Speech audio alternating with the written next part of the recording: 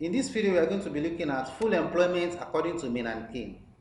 Maynard Keynes believes that it is impossible for a nation to achieve full employment. It is impossible for a nation to achieve full employment. Although this is in contrast with classical idea, the classics believe that it is very much possible for an economy to attain full employment. Then we ask ourselves, what is full employment?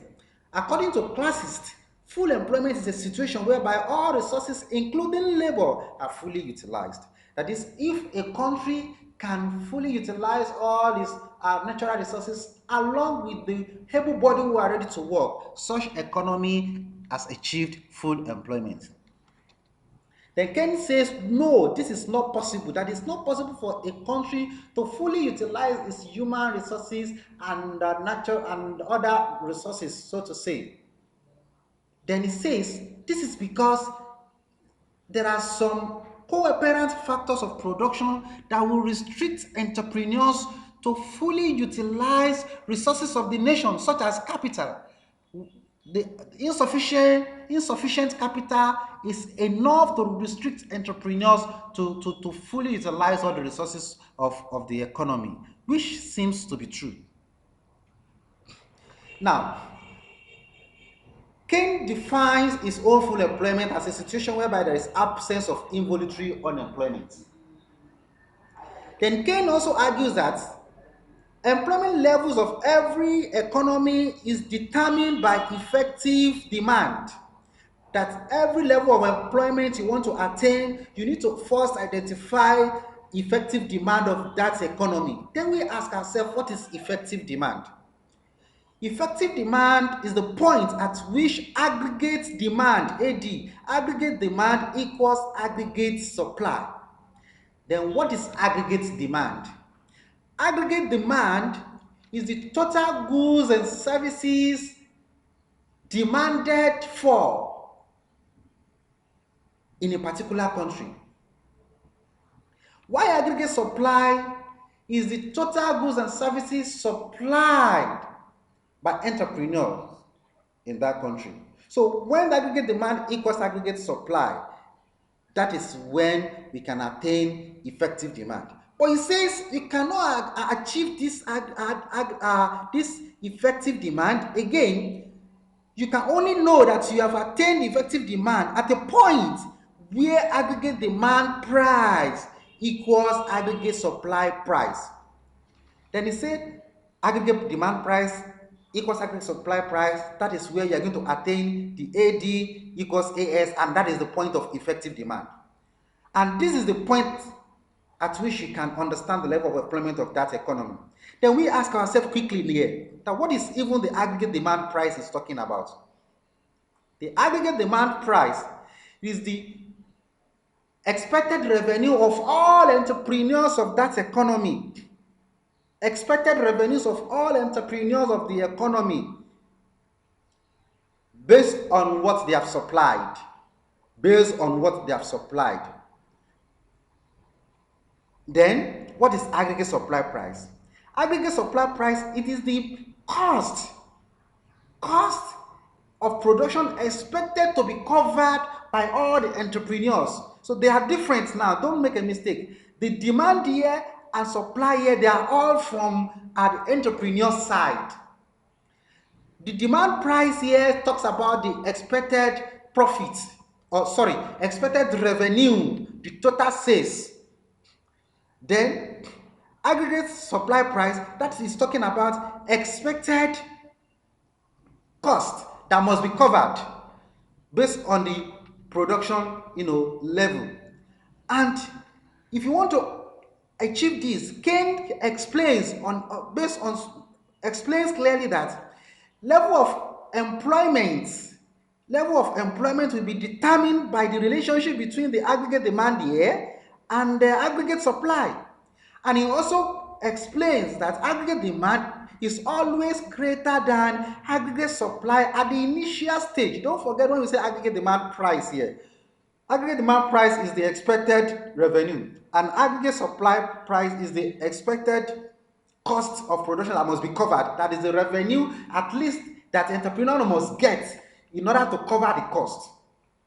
Now he said the expected revenue must be greater than the aggregate supply. That is, the sales must be greater than the cost. Now that is what he has done here. Let's look at what we have done here.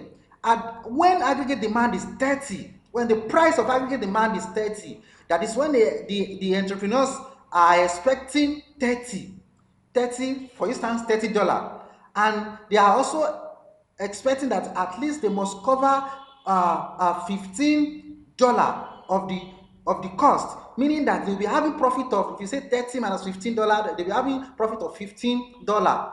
So this point now, they are able to employ 10 laborers. Now, when the aggregate demand increases, then the aggregate supply, the cost will also increases, because they are producing more now. They have employed more laborers, 15 laborers now. So the expected revenue here is 40, and the cost, the expected cost to be covered is also 30. This will continue. This will continue until it gets to this point, 60, when aggregate demand equals aggregate supply. It is at this point where aggregate demand, that is where the aggregate demand price equals aggregate supply price. You can see the expected revenue equals to expected cost here. So meaning that it is at this point that the economy attains its full employment. Why is it full employment? Because at this point it has fully utilized its capacity. It has fully utilized its capacity. Then we are going to show you this clearly in very soon.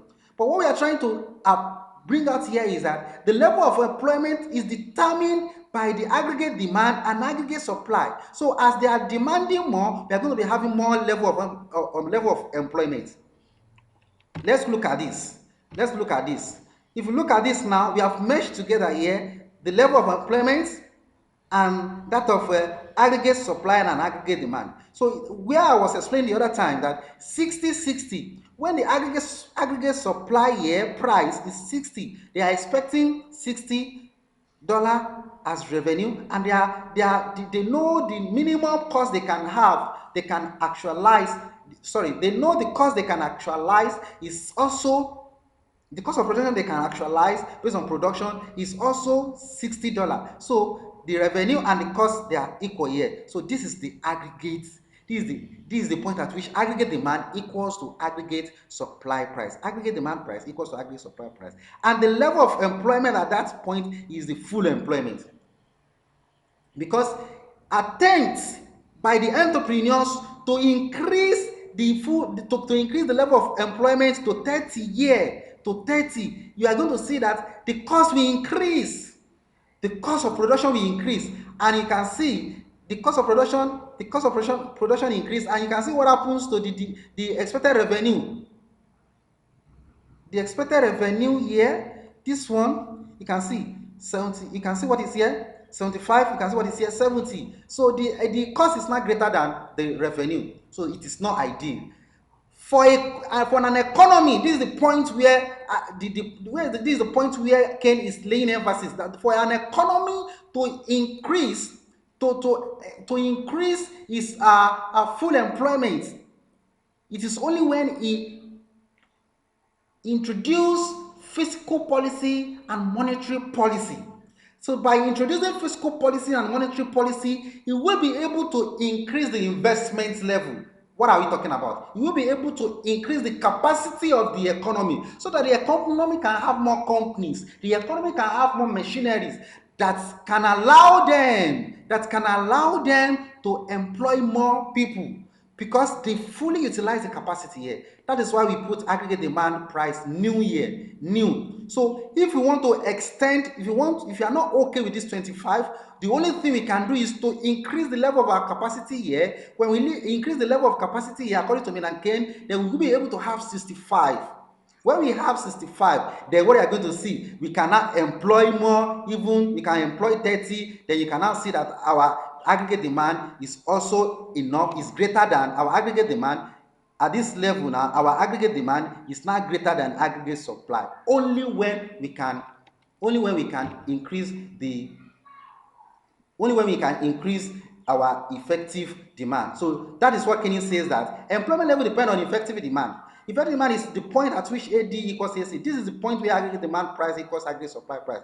And for effective demand to be influenced, we must be able to introduce fiscal policy and monetary policy to do what? To push money into the economy, and must be channeled into investment. So when there is investment, there can be more consumption, which is going to make all the firms to employ more people, and then there's going to be full employment. That is, and in that case now, when you have this situation, what you are going to have is that you will have a situation whereby when the extension continues, the capacity the span of the capacity is pushing forward at all time. It will come to a time that even the number of people who are ready to work will be very less to increase in the expansion of capacity of the economy in terms of investment. This is the point at which Keynes stops. Please subscribe and get more of our video.